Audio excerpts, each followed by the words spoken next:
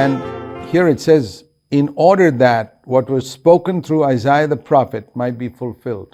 ఈ విధంగా ఎందుకు చెప్పారంటే ప్రవక్త అయిన యెషయా ద్వారా చెప్పింది నెరవేరినట్లు, saying, behold my servant whom I have chosen, my beloved in whom my soul is well pleased. ఇదిగో ఈయన నా సేవకుడు, ఈయన నేను ఏర్పరచుకొంటిని, ఈయన నా ప్రాణమునకు ఇష్టుడైన నా ప్రియుడు, ఈయన మీద నా ఆత్మనుంచెదను. This is a quotation from the Old Testament. ఇది పాత నిబంధనలో ఉన్న మాట. In Isaiah 42 verse 1. యెషయా గ్రంథం 42వ అధ్యాయం 1వ వచనంలో ఉంది. Behold my servant, and it means look carefully at my servant. It's a wonderful exhortation. ఇదిగో ఈయన నా సేవకుడు అంటే నా సేవకుడిని మీరు చూస్తూ ఉండండి.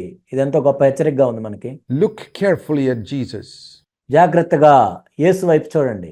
All of us need to obey that exhortation. మనందరము కూడా ఈ హెచ్చరికకు విధేయత చూపించాలి. Look carefully at Jesus. యేసు వైపు చాలా జాగ్రత్తగా చూడాలి. The one who is chosen, one who I will put my spirit upon him, and he shall proclaim justice to the Gentiles. ఈయన నేను ఏర్పరచుకొంటిని, ఈయన నా ప్రాణముకు ఇష్టుడైన నా ప్రియుడు, ఈయన అన్యజనులకు న్యాయ విధిని ప్రచురము చేయును. He will not quarrel. Look carefully at my servant who never quarrels with anyone. ఈయన జగడమాడడు, కేకలు వేయడు. నా సేవకుడిని తేరి చూడండి, ఆయన ఎవరి మీద జగడమాడడు. My brother, sister, why do you quarrel with anybody? నా ప్రియ సహోదరి సహోదరుడా, ఎవరితోనైనా ఎందుకు నువ్వు తగాదులు పెట్టుకుంటున్నావు? With your husband or wife or other sisters or other brothers? భర్తతో అయినా, భార్యతోనైనా, వేరే సహోదరులతో అయినా, సహోదరులతో అయినా ఎందుకు నువ్వు పోట్లాట పెట్టుకుంటున్నావు? Or neighbors or in the office? నీ పొరుగు వారితో, నీ ఆఫీసులో. I'll tell you, you do not look carefully at Jesus. ఆ విధంగా ఎందుకు చేస్తున్నావో నేను చెప్తాను. నువ్వు జాగ్రత్తగా యేసు వైపు తేరి చూడటం లేదు. He says, look carefully at my servant, నా సేవకుని వైపు తేరి చూడు, who will never quarrel with people. ఆయన ఎప్పుడు ఎవరితో జగడమాడు. He stood for the truth. He drove out the money changers from the temple. We can do all that.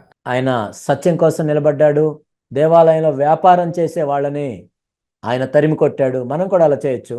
But he never quarreled with people. When they spat on his face or called him the devil, he was not going to go fight with any one of them.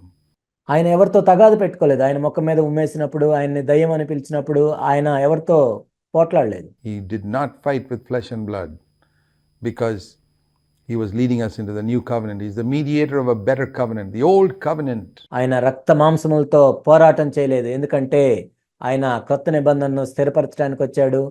ఆయన క్రొత్త నిబంధనకు మధ్యవర్తి అయినాడు. Involved fighting with Goliaths and giants and Canaanites and Midianites, etc. పాత నిబంధనలో మనం చూసినట్లయితే గొలియాతుతో యుద్ధం చేయాలి, కనానీయులతో యుద్ధం చేయాలి, మిద్యానీయులతో యుద్ధం చేయాలి. But in the new covenant we fight with Satan. కానీ క్రొత్త నిబంధనలో అయితే మనం సాతానుతో యుద్ధం చేస్తాం. He did not quarrel at all. ఆయన ఎవరితో జగడమాడడు. I want to encourage all of you. There's a great need for such Christians in our land. నేను మీ అందరిని ప్రోత్సహిస్తున్నాను. మన దేశంలో ఇలాంటి క్రైస్తవులు ఎంతో అవసరం. Who look carefully at Jesus. యేసు వైపు జాగ్రత్తగా తేరి చూసేవాళ్ళు కావాలి. And stop quarreling and finish with it in their lives permanently. ఆ విధంగా యేసు వైపు చూస్తూ జగడమాడటం, పోట్లాటలు పెట్టుకోవటం అనేది సంపూర్ణంగా మన జీవితంలో నుంచి వెళ్ళిపోవాలి. It's possible. I found it true in my own life. ఇది సాధ్యమే. నా జీవితంలో నేను చూశాను, ఇది నిజమే. But it was not true for many years because I did not look carefully at Jesus. కానీ అనేక సంవత్సరాలు నా జీవితంలో కూడా ఇది నిజమవ్వలేదు. ఎందుకంటే యేసు వైపు నేను తేరి చూడలేదు. I looked at other Christians and I found most of them quarreling. నేను అనేక మంది ఇతర క్రైస్తవులను చూసినప్పుడు అనేక మంది జగడమాడుతూ ఉన్నారు. And I followed them in my blindness and stupidity. నా అంధత్వంతో, నా బుద్ధిహీనతతో నేను వాళ్ళని వెంబడించాను. Till I learned to look carefully at Jesus. నేను యేసు వైపు జాగ్రత్తగా తేరి చూడటం నేర్చుకునే వరకు. He did not quarrel. He did not cry out, nor would anyone hear his voice in the streets. ఈయన జగడమాడ్డు, కేకలు వేయడు, వీధుల్లో ఈయన శబ్దం ఎవ్వనికి వినపడదు. You know, you don't have to shout and yell to impress people. మనమేదో ప్రజల దృష్టిలో గొప్పగా ఉండాలని మనమేదో కేకలేసి అరిసి చెప్పాల్సిన అవసరం లేదు. With the power of the Holy Spirit. పరిశుద్ధాత్మ శక్తిని నేను కలిగి ఉన్నానని చెప్పుకోవటానికి. It says here, Jesus did not raise his voice and shout. If he was preaching inside the house, they wouldn't hear him on the streets. ఈయన కేకలు వేయడు, వీధుల్లో ఈయన శబ్దం ఎవరికి వినపడదు. అంటే ఆయన ఇంట్లో బోధిస్తుంటే వీధుల్లో ఎవరికి వినపడేది కాదు. Isn't that wonderful? ఇది అద్భుతం కాదా? That his preaching was not with yelling and shouting and frequent hallelujahs. No. ఆయన బోధించేటప్పుడు ఆయన ఏదో కేకలు వేయటం, పెద్ద పెద్ద శబ్దాలు చెప్పటం, ఎక్కువ సార్లు హల్లెలూయా అనటం అలా లేదు. A lot of people think that if a person yells and shouts and bangs the table and says hallelujah every 2 minutes, it's a mighty sermon. చాలా మంది ఏమనుకుంటారంటే ఒక వ్యక్తి బోధించేటప్పుడు పెద్ద పెద్ద కేకలేసి అరిసి టేబుల్ మీద కొడుతూ ప్రతి 2 నిమిషాలకు ఒకసారి హల్లెలూయా అని అరిస్తే ఆయన ఏదో పెద్ద సేవకుడు అని అందరూ అనుకుంటారు. It's absolute rubbish. Jesus wasn't like that. అది సరైనది కాదు. యేసుప్రభు ఆ విధంగా లేరు. In all his sermons, he never said one hallelujah. ఆయన బోధించిన ప్రసంగాలు మనం చూసినట్లయితే ఒక్కసారి కూడా ఆయన హల్లెలూయా అని చెప్పలేదు. And it says here he did not raise his voice. Now there may be a place where for emphasis ఆయన కేకలు వేయడు అని ఇక్కడ రాయబడి ఉంది. you can raise your voice, but to think that that is the time when you're really filled with the Spirit is wrong. కొన్నిసార్లు కొన్ని సందర్భాల్లో కొన్ని నొక్కి చెప్పడానికి మనం గట్టిగా చెప్పొచ్చు. కానీ అలా గట్టిగా చెప్పాం కాబట్టి అక్కడ మనం పరిశుద్ధాత్మతో నింపబడ్డాం అని అనుకోవటం తప్పు. There are a lot of churches where they think that when the decibel level, when the noise level in a time of singing rises up to a very high level and the emotional pitch becomes very high, they think, the Holy Spirit has come. కొన్ని సంఘాల్లో ఎలా ఉంటుందంటే వాళ్ళు పాటలు పాడేటప్పుడు ఆ శబ్దాలు, ఆ ధ్వని ఎక్కువ అవుతూ ఉన్నప్పుడు అక్కడ పరిశుద్ధాంతం నింపబడ్డాం అని వాళ్ళు అనుకుంటారు. This is deception.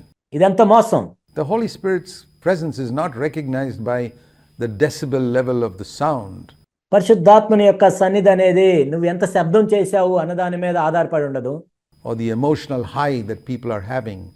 It is by purity. నీ భావోద్వేగాలు పైకి హెచ్చించబడినప్పుడు పరిశుద్ధాత్మ యొక్క సన్నిధి ఆధారపడి ఉండదు.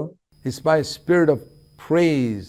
పరిశుద్ధాత్మని యొక్క సన్నిధి అనేది నీ పవిత్రతను ఆధారం చేసుకుని ఉంటుంది.